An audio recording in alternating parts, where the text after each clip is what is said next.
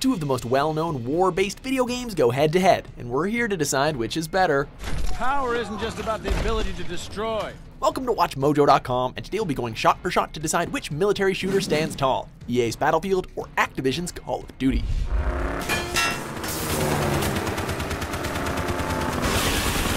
To make our decision, we'll be focusing on 5 distinct rounds with 5 different topics, while comparing the games side by side. Should go for a cup of coffee right now. Hey, mobilize infantry on the scene. Round 1, Accessibility, Learning Curve.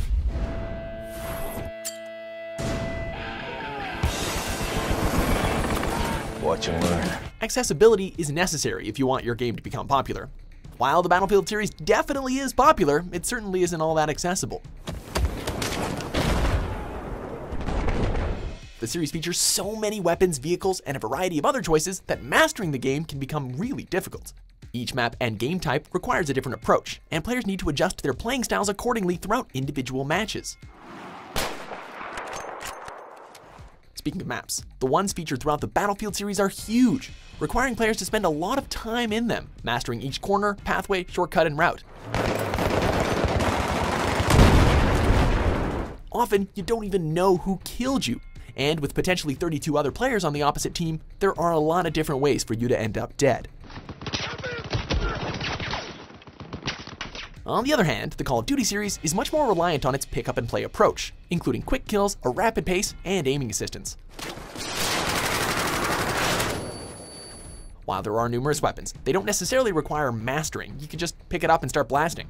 The maps are also much more compact, limiting the difficulty and nuance and upping the explosion and shootout factor.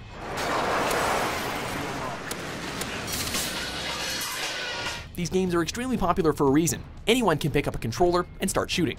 You give a noob a controller and he'll die a ton throughout a Battlefield match due to the steep learning curve. Give a noob a controller and let him loose in Call of Duty, and he'll be shooting others in no time. Come on!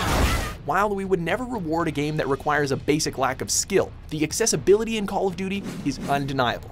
So Call of Duty definitely wins this round.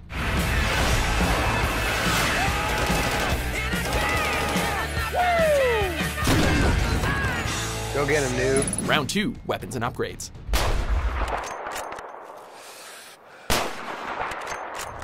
Battlefield really does not skimp on the instruments of war, featuring a plethora of unique and realistic weapons from a host of time periods, ranging from World War I to the distant future. Each weapon sounds and looks amazing, and each requires specific practice to master. The weapons are meant for FPS connoisseurs, as each behave realistically, including distinct recoil, reload animations, and firing speeds. The sniper rifles alone are a thing to behold, and there's nothing quite like sitting prone, intricately strategizing for a 30-minute match, and pinging that perfect headshot from across the map.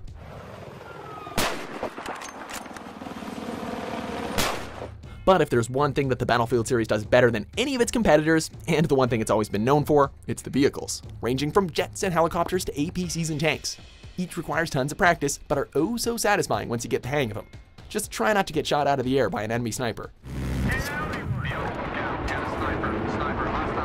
Call of Duty made weapon customization a must-have feature for modern first-person shooters, and while they might not all behave quite as realistically, they certainly don't leave you wanting in terms of variety.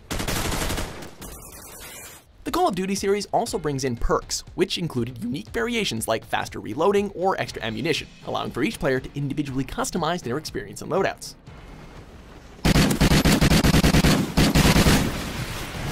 These perks allowed players to adapt to different game types and opposing playstyles, and they also complement different approaches, whether they be more confrontational or more strategic players. While this may seem like an old hat now, it was once revolutionary.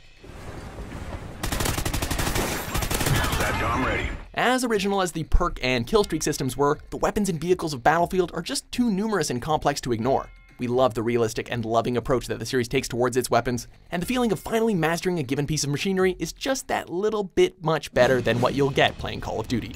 Winner, Battlefield. Round 3, Maps.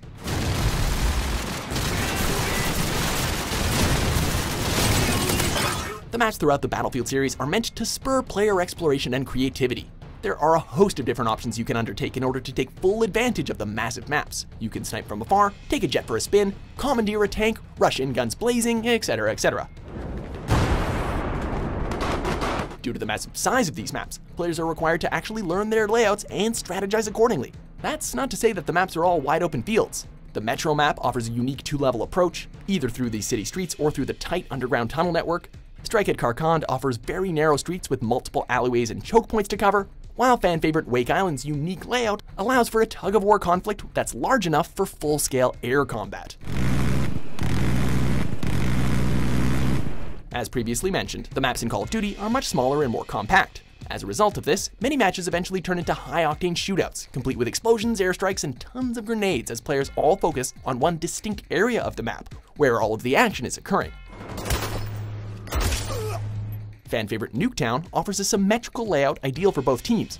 Terminal has a perfect balance of small and large spaces in a maze-like layout, while Summit's low visibility and labyrinth of buildings is guaranteed to keep players on their toes. As classic as some of the Call of Duty maps are, the maps of Battlefield are simply breathtaking, featuring a wide variety of locales, varying sizes, and intricate layouts. While novice players may prefer the more intimate maps of Call of Duty, players who've kept up with the times will no doubt notice that the smaller scale of the maps reveals just how much the series has begun to show its age. The larger maps of Battlefield, however, offer higher replay incentives, allowing players to take different approaches to each match. Winner, Battlefield.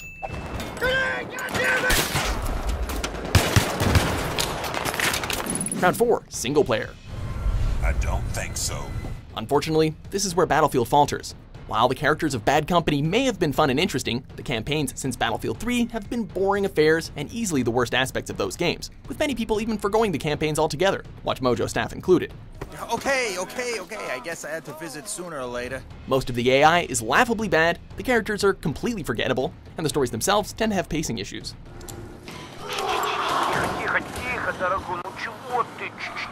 On the other hand, the Call of Duty campaigns have been making waves for quite some time, and even feature Hollywood stars like Kevin Spacey and Gary Oldman. Gentlemen, are we operational? We're at the ready, sir. You're the trigger. Memorable characters like Captain Price and many moments from the campaign have been ingrained in video game history, including the famous nuclear bomb scene from Modern Warfare and the infamous and controversial airport shootout from its sequel. While many stories may be a little dry, the standout moments definitely make up for the holes. Sorry Battlefield, but you seriously need to step up your game in the campaign department. Something has happened. What appears to be an explosion of epic proportions. Remains sketchy and unconfirmed. Damage appears to be total. Round 5, multiplayer. Encompassing all that we've talked about, it's clear that Battlefield's multiplayer is truly a thing to behold. Featuring an extremely large variety of weapons and vehicles and up to 64 players, it's hard to become bored, as there are simply so many things to try out and master. The matches themselves are also long, complex, and involving. In Battlefield, you have the hallmark Conquest mode, but there's also standouts like Obliteration, Diffuse, and Team Deathmatch, which allows for smaller battles for those preferring something more close and personal. However, we can't call it quits on Call of Duty just yet. The series has been popular for a long time, and this is no doubt helped by its approachable nature and easily digestible gameplay. Even if it's not quite as complex or involving as Battlefield, it's very much a blast to play, and matches are intense, chaotic, and intimate. The perk system was a revelation, and has since been copied many times. The maps are classic, and the games are quick and easy. With that said, as great as the two games are, there's no denying that Call of Duty has grown a little repetitive and derivative. Call of Duty's most popular mode is Team Deathmatch, and it also has standards like Capture the Flag and Search and Destroy. Threat neutralized. Kill confirmed. But it also has standouts like Kill Confirmed. Call of Duty's response to Battlefield's Conquest is Domination, which requires the players to hold 3 control points. However, it's nowhere near as elaborate or varied as the Conquest mode. Ultimately, Battlefield has more modes and more variety, and it can still match Call of Duty's close combat multiplayer if it wants to. But Call of Duty can't go the other way and replicate Battlefield's large-scale open warfare. Winner, Battlefield.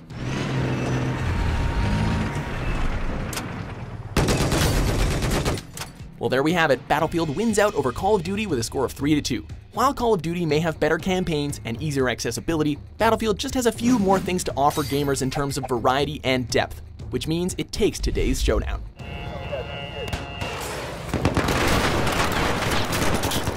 So, do you agree with our outcome? Be sure to debate politely in the comments. And of course, subscribe to WatchMojo.com for more great content every day.